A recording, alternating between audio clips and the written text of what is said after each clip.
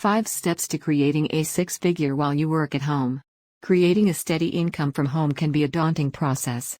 Being successful from home can often take more work than your regular 9 to 5.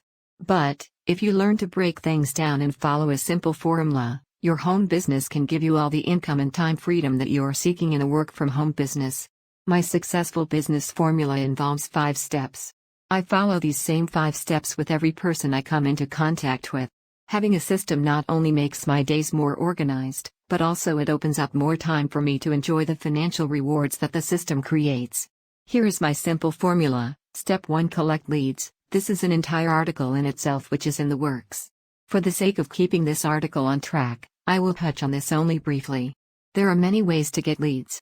You can buy leads, place ads in papers and on the net, use AdWords, submit your site to search engines, mail postcards, etc. There are literally hundreds of ways to advertise. The trick is finding a couple of advertising techniques that you like best and that fit your budget and then try them out. Those that bring you the most success can be tweaked further to give you the results you want. Just remember to always test each ad or lead generating technique you use. From my own experience, I like to talk to those that are in my business and find out what they are doing. They have most often been through the trial and error process and can save you some time. Step 2: Call leads. This is the step that most people have reservations about. If you want to be successful in any home business, you must pick up the phone. This does not mean cold calling people. I never call anybody that has not asked to hear about my home business. Use your lead generating techniques in step 1 to create leads that want to hear from you and then contact them.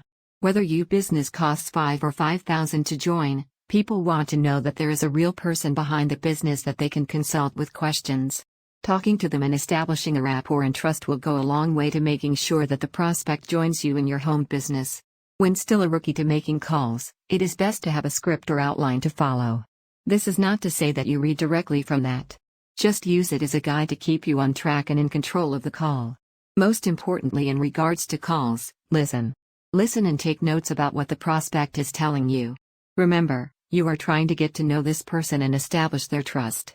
Step 3: Email. It is hard to ignore this powerful tool. When collecting my leads, I always get an email and phone number to use in step 2 and 3 of my system. Just as I do not make cold calls, I do not send emails to those who have not asked for it. Spam complaints will kill your business and your rapport with people. When I get an email, I simply have that email address automatically entered into an autoresponder. My autoresponder then sends messages every few days to keep me fresh in my prospect's mind. Autoresponders are a must-have for any business. They allow you to stay in contact for long periods of time while doing virtually no work. They also increase the amount of times your prospect is exposed to you and your business. Remember this, on average a prospect must see your message 5 to 12 times before joining you. Step 4: Direct mail information packet. With all of the new email laws and email blocking systems, direct mail is making a comeback. As I said in step 3, you want to expose yourself to your prospect as many times as possible. But, if you use one method of exposure, your prospect may begin to ignore you. Diversifying your exposure types will keep them interested. I must state that I do not mail information packets to everybody. Only those that I have talked with and that have expressed interest. Mailing the packets can become expensive if you mail them to everyone. That said, putting the pack together is very easy. I use the ad copy on my website to develop the packet. Then I throw in a business card or flyer and send it on its way. This also makes sure that people actually see the content of your site. Many have seen so many websites that they just browse them. They are more apt to sit down and read printed text than to sit at their computer and read through your website. Step 5: Direct mail postcard. Postcards, like direct mail, give you another way to expose yourself to your prospects. They are fun to design and can be sent quickly and easily. Because they are less expensive than the direct mail packets, I send a postcard to all of my leads. People love getting postcards. They do have the junk mail stigma, and if designed well, they can give a personal touch to your business. I actually send a postcard campaign that sends multiple postcards over a period of 45-60 days to my prospects. I use a service that does this automatically and even personalizes each card for me. Always remember this, it takes on average 5 to 12 exposures to get somebody into your business. My 5-step process actually includes multiple exposures within each step. For example, my emails include phone numbers to live calls and links to movies to watch. One email can get me 3 or more exposures.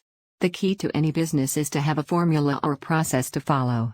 Knowing what you are going to do each day keeps you focused and allows you to track how your business is doing and what may or may not be working.